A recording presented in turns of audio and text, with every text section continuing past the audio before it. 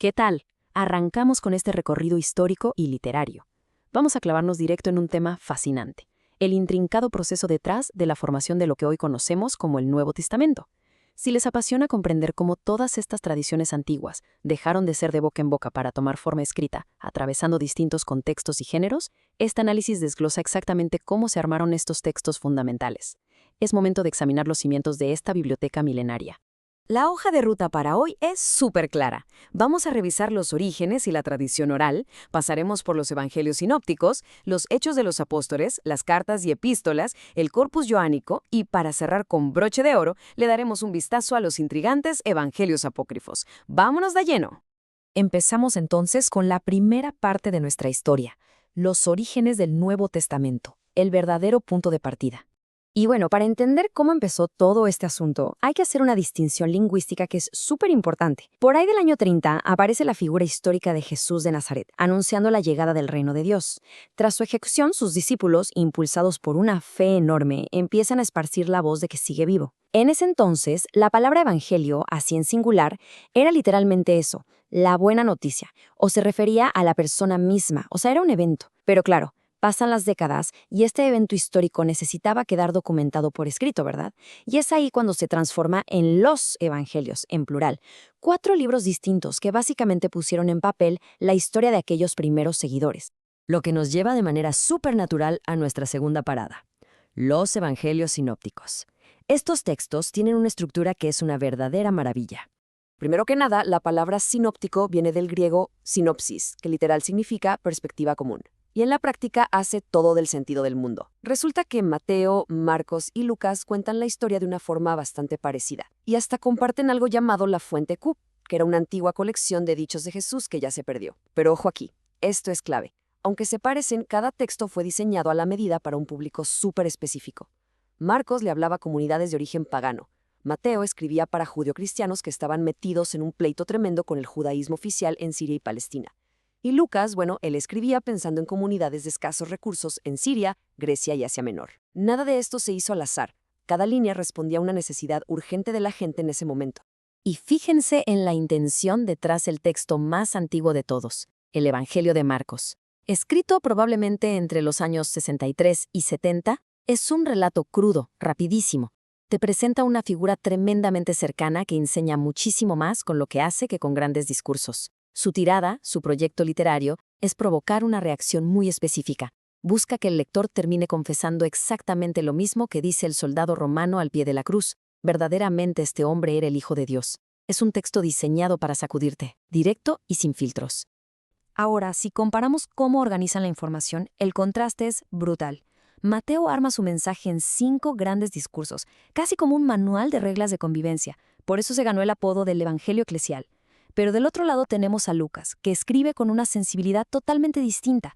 Él pone todos los reflectores sobre los marginados y además se avienta un contraargumento teológico brillante para su época. Al insistir muchísimo en la resurrección corporal total, estaba debatiendo cara a cara con la creencia griega de que solo el alma sobrevivía después de la muerte, una adaptación al contexto cultural en toda la extensión de la palabra. Bien, avancemos en la línea del tiempo hasta el momento en que la figura central ya no está físicamente presente. Entramos a la era de los Hechos de los Apóstoles. Este libro, escrito más o menos por el año 80, documenta los primeros 30 años de esta comunidad que apenas iban haciendo. La estructura narrativa traza un movimiento que es gigantesco, tanto en lo geográfico como en lo ideológico.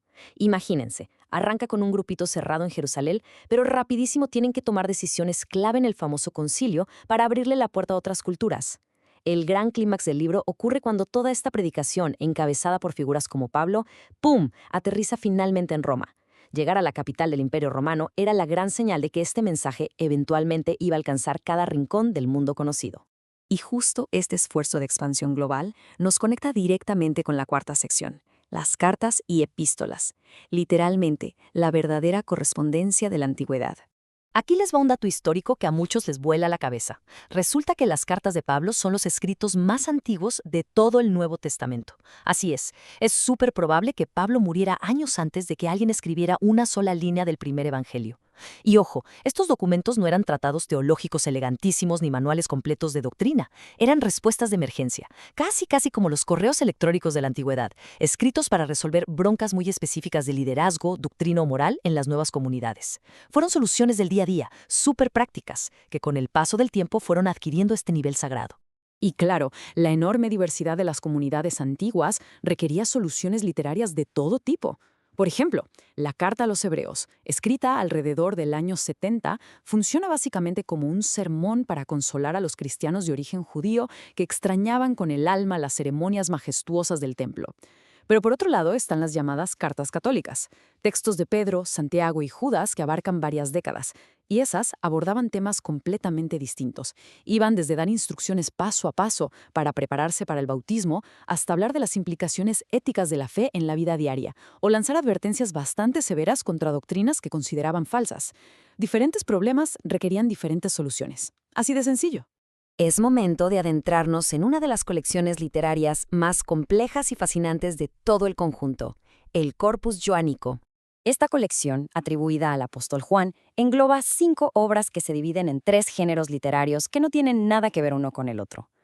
Un detalle que siempre llama la atención es su cronología interna. Por ejemplo, el Evangelio es una obra bastante tardía, armada casi rozando el final del siglo I, por ahí del 95 al 100. Las 3 cartas probablemente se escribieron antes que el Evangelio, y fíjense qué curioso, en orden inverso. Primero la 3, luego la 2 y al último la 1.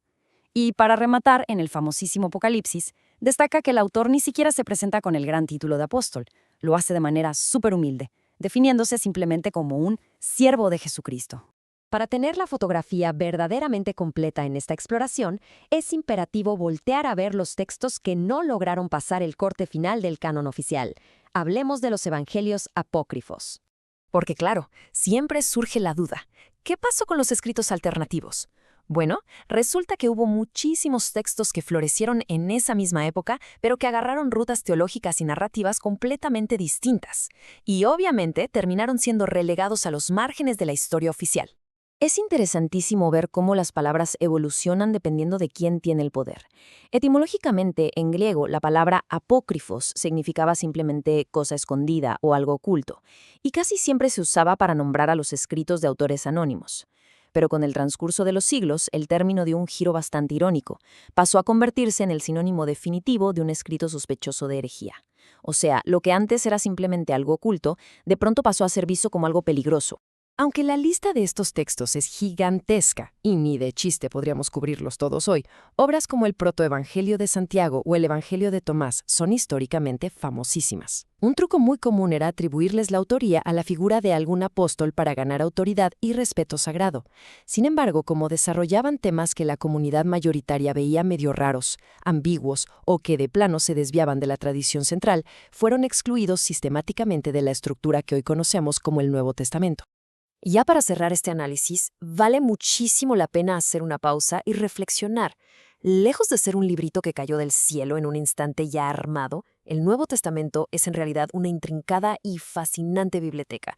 Es el resultado de décadas de debates intensos, de cartas de emergencia, de muchísimas adaptaciones culturales y sí, también de exclusiones muy deliberadas.